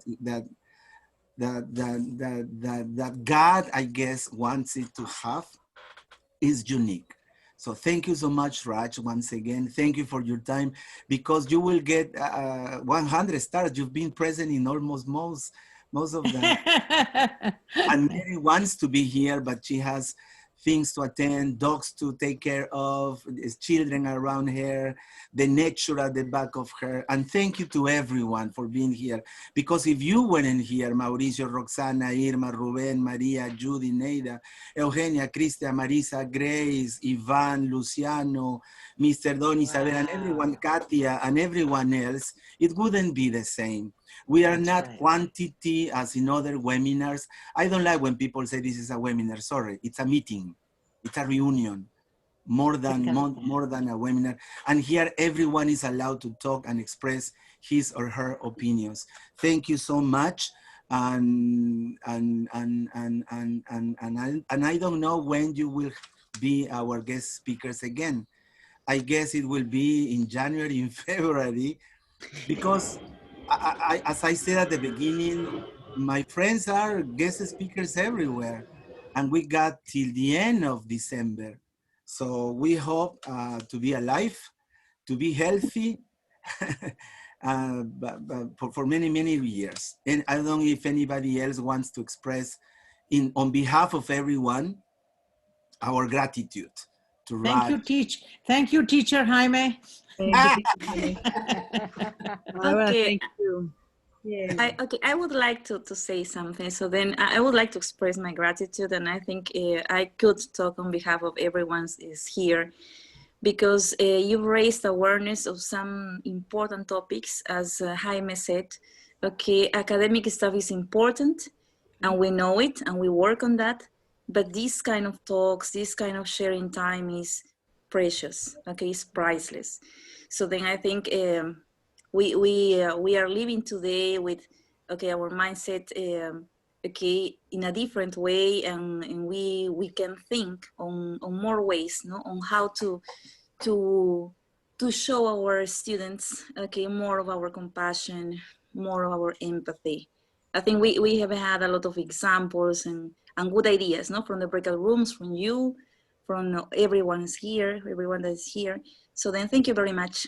Thank you very much, really. Thank you. Thank you, Mary. Thank you, Raj. Thank you, Jaime. Thanks, everyone.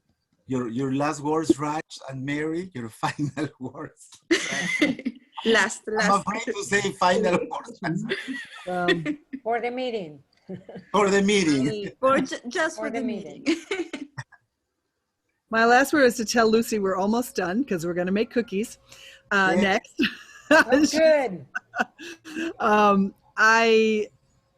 Jaime, thank you for not just for today, but for all that you're doing and organizing this every week. I am just loving the community that you're cultivating, and I feel so grateful to be a part of your community. I want to thank Raj for all of your being, and teaching and friendship. And I want to thank everybody here for being here, for showing up, and for doing the work that you're doing. And we do make a difference. We don't have control, but we have a lot of influence. Yes. We have so much influence. And by learning empathy and practicing empathy, I think we can intentionally contribute to a better world. I've left a few links in the chat. I also just put them on the Facebook page. I just found the Facebook page. I'm sorry I wasn't interacting on Facebook before now.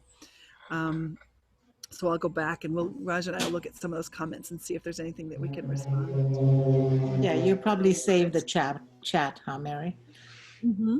Yeah. For the comments too. If you could save the chat, we'll look at them. Yeah, I'm grateful, Jaime, for this invitation and this opportunity to connect with community. I've been joining Sundays, except maybe one that I missed, and very grateful to our community. And today was, it filled my heart, you know, in terms of what human beings want is connection. What human beings want is to be seen. And we were there, we were seeing each other, hearing each other with great regard and respect. So enjoy, may you be surrounded with compassion, and may you continue to spread compassion. Yeah. Two things. I think many people, you have taken many phrases, Photos. but I love this win-win. What I need, right. and what you need. And that is something that I'm going to pay attention much more now, what I need and what you need. Yeah. And the other thing is, my feelings are connected to my needs, not the other people's behavior. Mm-hmm. Lovely, lovely. You know, in our business world or in organizations, we're always saying, let's get to win-win. Win, what does that mean? I win twice, you lose? You know, and what does that mean? In my world, win-win means what I need and what you need in the needs world. So it's been a good model for me to work that way. Yeah. Mm-hmm. Yeah. Well, thank you very much, everyone. Time for some of us to cook. Time for other people to make cookies. Time for other people to keep on working. To have breakfast. Breakfast, right? Oh, breakfast. Thank you so Thank you much. all. And see you next Sunday. Don't go. Bye now. Bye. Thank you so much. Thank you so much. Thank you. Thank you. Jaime. You're welcome. Safe. Bye, And guys. Raj, Bye. take care. Bye-bye. Bye. Be safe. Do the washing up. Be safe. Lots of Be things. safe, please. Household chores. You Stay see? safe. Housework. Setting the examples. Setting the example for men. Yeah, I have to cook with compassion. Thank you, Raj. Thank you, Mary. Thank you, Jaime. Thank you. A lot of blessings. A lot of blessings. To make my Goodbye. Thank you very much. Mary, Nice meeting and Raj. working with other Thank people. you. Bye-bye. Bye-bye. Bye-bye. Thank you. Bye-bye. Bye-bye. Mary, have you gone? No, No, she's I'm still here. there. Will I be the host again? She's still there. Oh, sure. Of course.